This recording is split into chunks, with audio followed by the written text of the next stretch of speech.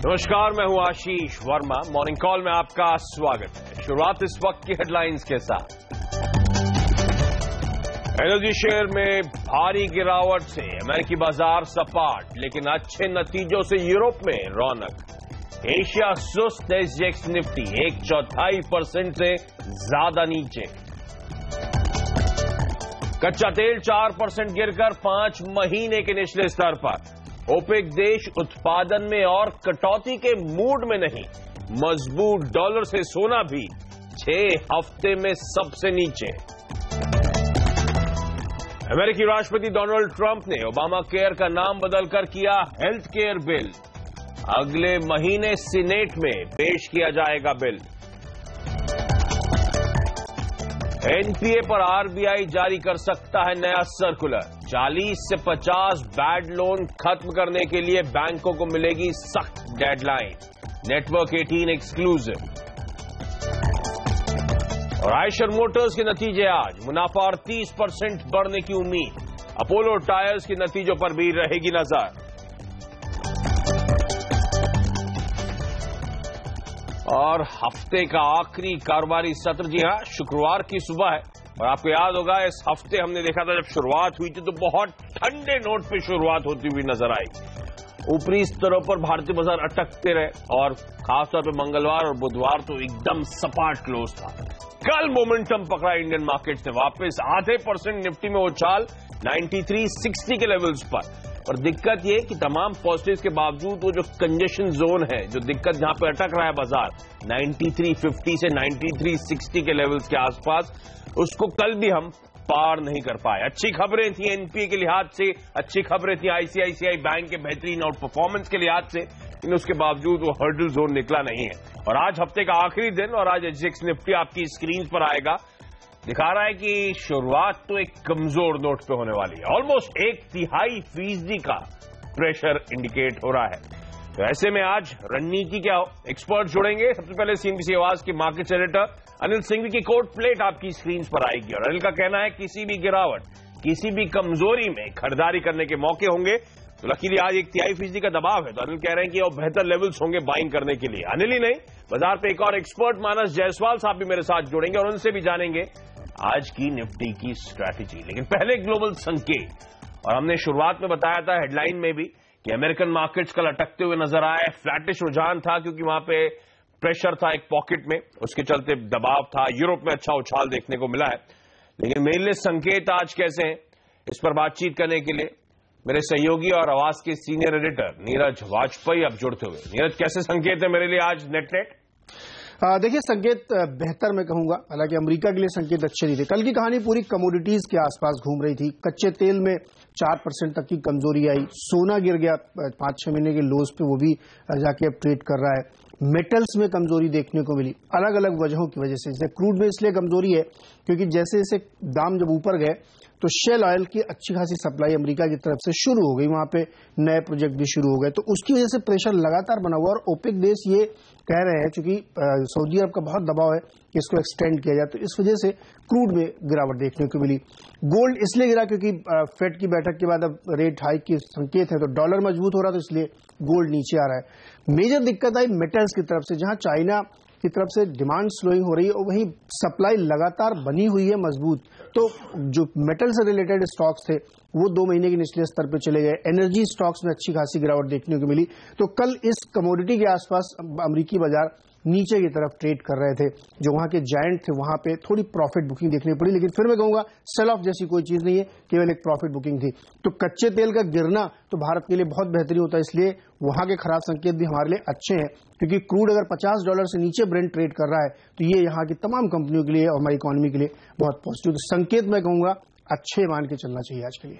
Okay, तो संकेत अच्छे हैं नेट हमारे लिए। और आज जेनेट येलेन की स्पीच भी है, तो वो एफओएमसी मीट का आउटकम आने के बाद आज वो स्पीच इंपॉर्टेंट होगी, तो उस पर आप नजरें बना के रखें किस तरह के क्यूज मिलते हैं। आगे ब्याज दरें बढ़ने के अमेरिका में, 2 और रेट हाइक्स फेड ने इंडिकेट कर रखे हैं इस साल के। टाइमलाइन क्या होगा?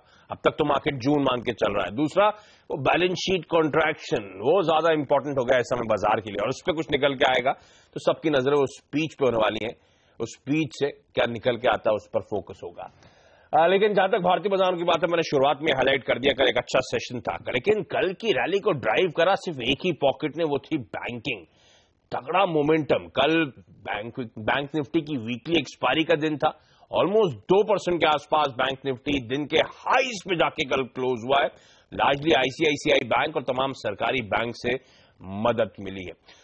कल निफ्टी अब तक के रिकॉर्ड उच्चतम स्तरों पर, और साथ साथ बैंक निफ्टी अब तक के रिकॉर्ड उच्चतम स्तरों पर जाकर क्लोज हुए। बैंक्स के अलावा एफएमसीजी में कुछ हद तक बाइंग थी, तो एचयूएल, आईटीसी जैसे दिग्गज मदद कर रहे थे, लेकिन बाकी तमाम पॉकेट्स, मेटल जिसकी नीरज ने भी बात छेड़ी, oil and gas, IT, auto, पूरा पैक, वो पूरा पॉकेट्स दबाव के साथ कामकाज करते। तो सिंगल हैंडेडली कल बैंक से ड्राइव करा है। आज के लिए लेकिन संकेत क्या है? आज मेरी रणनीति क्या हो? आज एसजीएक्स निफ्टी जो दबाव दिखा रहा है, तो ये प्रेशर, यही लेवल्स 30-35 पॉइंट के आसपास का प्रेशर मिल रहा है, अच्छे लेवल्स होंगे बाइंग के लिए। सीनी सेवास के मार्केट सेलेक्टर अनिल सिंह भी अब मेरे साथ जुड़ते हुए। अनिल सर, हाय, गुड मॉर्निंग। क्या करना चाहिए मुझे? क्या कल जो अच्छा मोमेंटम पकड़ा उसकी फॉलो अप बाइंग का दिन होगा, या सिर्फ एक बैंक ने ही रैली को लीड करा तो थोड़े कंसर्न्स हैं उसको लेकर? गुड मॉर्निंग आशीष। नहीं, कोई चिंता की बात तो है नहीं। बाजार में बहुत स्ट्रांग मोमेंटम है। 9350 के ऊपर की जो क्लोजिंग मिली है वो और भी अच्छी, क्योंकि पिछले 5 सेशन से 9300, 9350 की रेंज में ही बाजार बंद हो रहे थे। तो क्लोजिंग के लिहाज से एक अच्छा सेशन रहा है। और आज एसजीएक्स निफ्टी अगर 30-35 पॉइंट नीचे दिखा रहा है, तो जहां कमजोर शुरुआत हो वहीं पर खरीदारी कर लेनी चाहिए।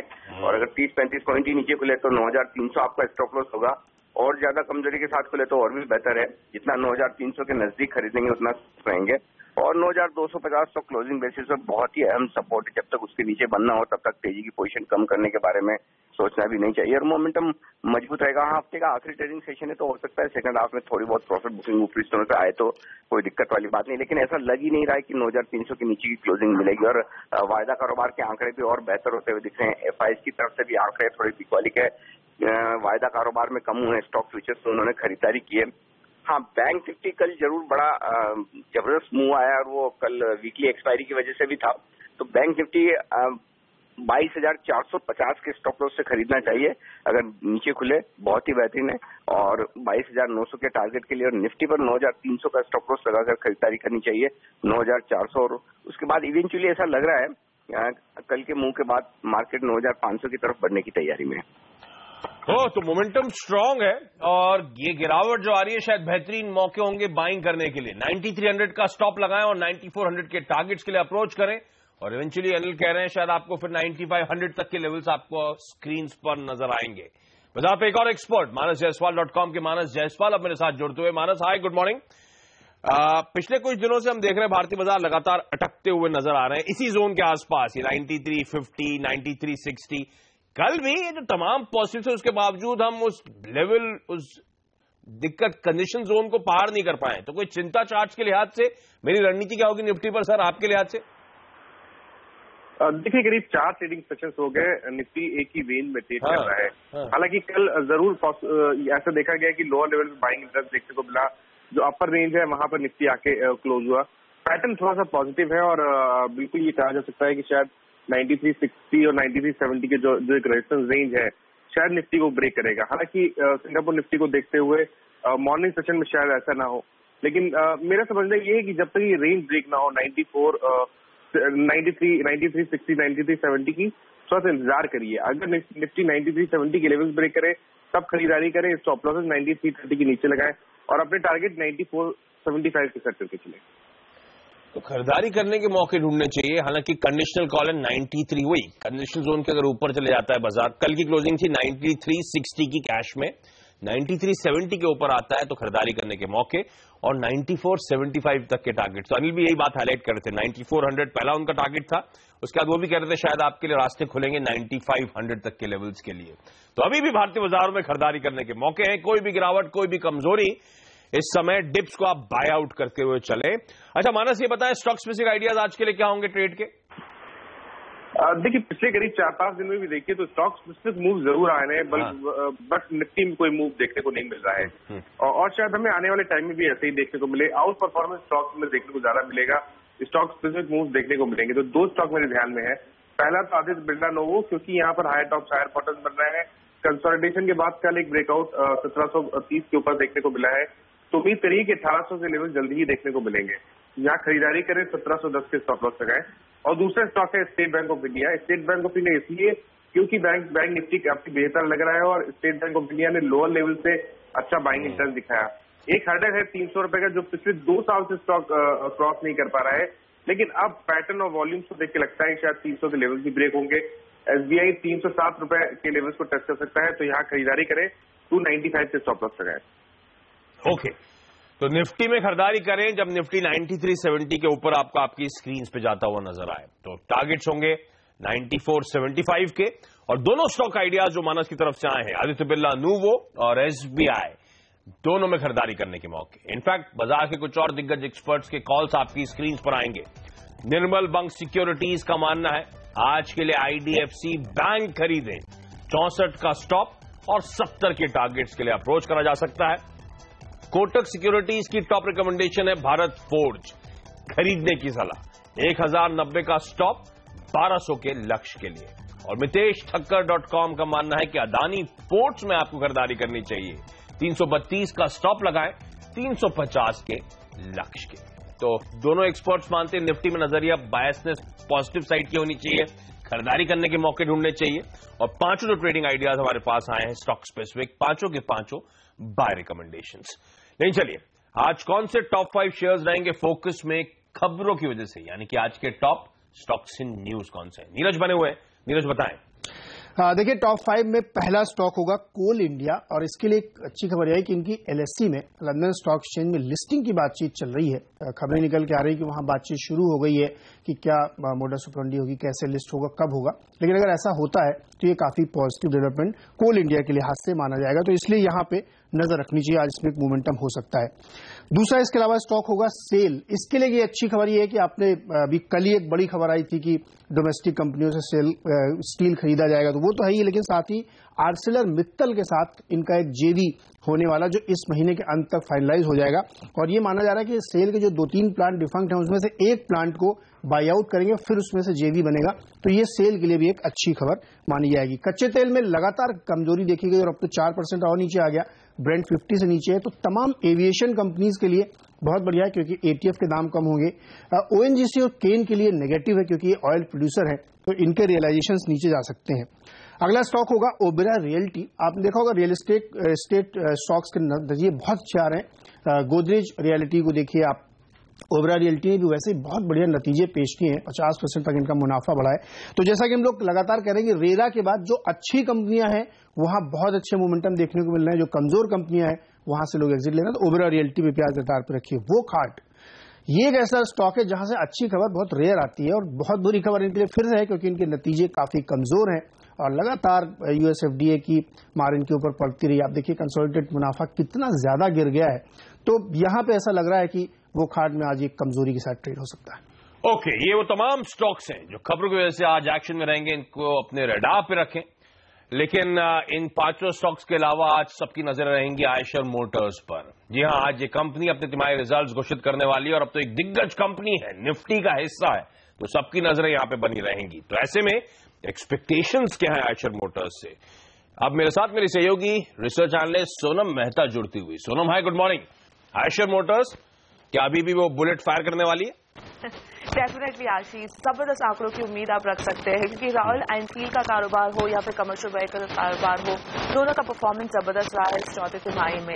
रॉयल एनफील्ड की बिक्री में 20% की बढ़ोतरी हुई है साल दर साल, जहाँ पर डीमोनेटाइजेशन का किसी तरह का असर नहीं पड़ा है इस कंपनी पर। साथ ही अभी भी जो एवरेज मंथली वेटिंग पीरियड है वो अभी भी 2 से 3 महीने का दिखाई दे रहा है। तो रॉयल एनफील्ड कारोबार तो जबरदस्त चल ही रहा है, साथ ही कमर्शियल व्हीकल कारोबार भी जबरदस्त रहा इस चौथे तिमाही में क्योंकि जो एमिशन नॉर्म ट्रांसिशन हुआ, BSE से BS4 में उसका फायदा मिला, जहां पे प्री बाइंग देखने को मिली, जिसके कारण वॉल्यूम्स में 11% की बढ़ोतरी हुई साल दर साल। मार्जिन के फ्रंट पे एक सरप्राइज आ सकता है, क्योंकि रॉयल एनफील्ड के मार्जिन जबरदस्त चल रहे हैं। अब भी वहां पर एक हाई एक्सपेक्टेशन दिखाई दे रही है। मार्जिन 31.9% पे आ सकते हैं पिछले साल के 29.2% के मुकाबले। ओके, तो आयशर मोटर्स के नंबर्स आज अवेटेड है। वैसे आयशर मोटर्स ही नहीं, बाजार पे अब आप कई सारे और नंबर्स बाजार के रडार पे रहेंगे। वो रिजल्ट्स आपकी स्क्रीन पे आने वाले हैं, जो रिजल्ट्स आज आने हैं। अपोलो टायर्स, आयशर मोटर्स के अलावा ओरिएंट सीमेंट्स के नंबर्स आने हैं, rain industry, shopper stop, Dalmia Bharat, Equitas, इसके अलावा BSE के नंबर्स, मॉन्सेंटो के नंबर्स, ब्लू डार्ट के numbers, shopper stop, NIT tech, first source, ये वो तमाम कंपनीज हैं जो आज अपने तिमाही रिजल्ट्स घोषित करने वाली हैं। देश का जो पहला इन्वेट आया था, IPO आया था, IRB इंफ्रा का इन्वेट, आज उसका आखिरी दिन है सब्सक्राइब करने के लिए। 10 लाख रुपए का न्यूनतम निवेश और 100 से 102 रुपए का प्राइस बैंड प्रति यूनिट। इंडियन बैंक की बोर्ड बैठक है आज। इंफ्रा, सस्ते घर के लिए लॉन्ग टर्म बॉन्ड्स पर फैसला संभव है। स्पार्क की बोर्ड बैठक है। कन्वर्टेबल वारंट्स, इक्विटी के जरिए फंड जुटाने पर इस कंपनी का बोर्ड भी आज विचार करने वाला है। चलिए यहां पे एक छोटा सा ब्रेक के बाद भी एक्शन कंटिन्यू होगा, क्योंकि कमोडिटी स्पेस में गजब का मोमेंटम, गजब के पोजीशंस बनती हुई नजर आ रही हैं। क्या चल रहा है और आज के लिए रणनीति क्या हो, ये आपको बताऊंगा इस ब्रेक के बाद।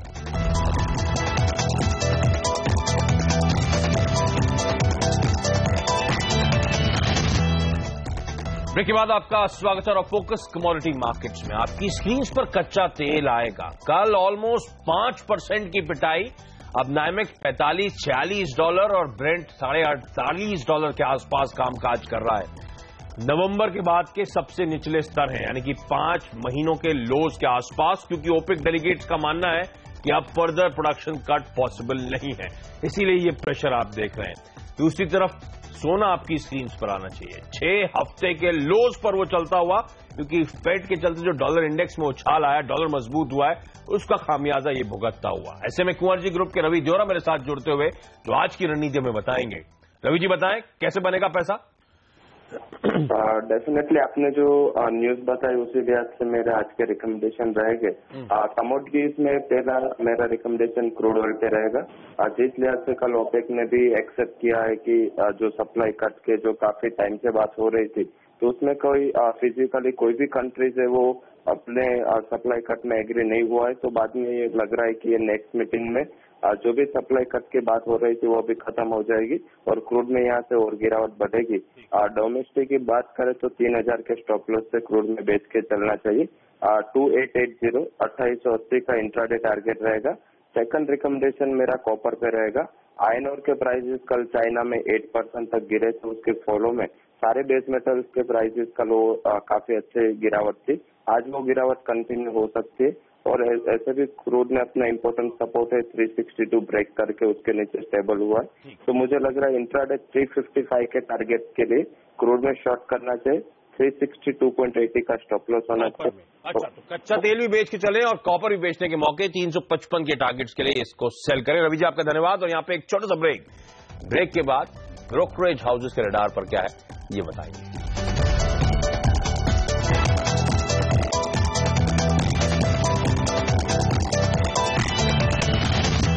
ब्रेक के बाद आपका स्वागत है और आज दिग्गज ब्रोकरेज हाउसेस के रडार पर क्या है, मेरी सहयोगी सोनम मेहता बनी हुई है हमारे साथ। सोनम बताएं। आशीष, शुरुआत HDFC लिमिटेड के स्टॉक के साथ करेंगे। मैक्वारी ने HDFC लिमिटेड पे अपनी न्यूट्रल की रेटिंग को बरकरार रखा है, लक्ष्य को बढ़ा दिया है, 1570 से बढ़ाकर 1635 का कर दिया है। मौजूदा भाव से 5% का अपसाइड उनको दिखाई दे रहा है। CLSA ने अपनी खरीदारी की रेटिंग को बरकरार रखा है, लक्ष्य 1900 का दे रहे हैं, मौजूदा भाव से 20% का अपसाइड उनको दिखाई दे रहा है। मैक्वारी ने वोखार पर अपनी न्यूट्रल की रेटिंग को बरकरार रखा है, लक्ष्य 740 का दे रहे हैं। उनके मुताबिक नतीजे बेहद ही कमजोर आए हैं और इसलिए भी अपने वित्त वर्ष 2018 और 19 के एबिटा एस्टिमेट्स को कट कर रहे हैं।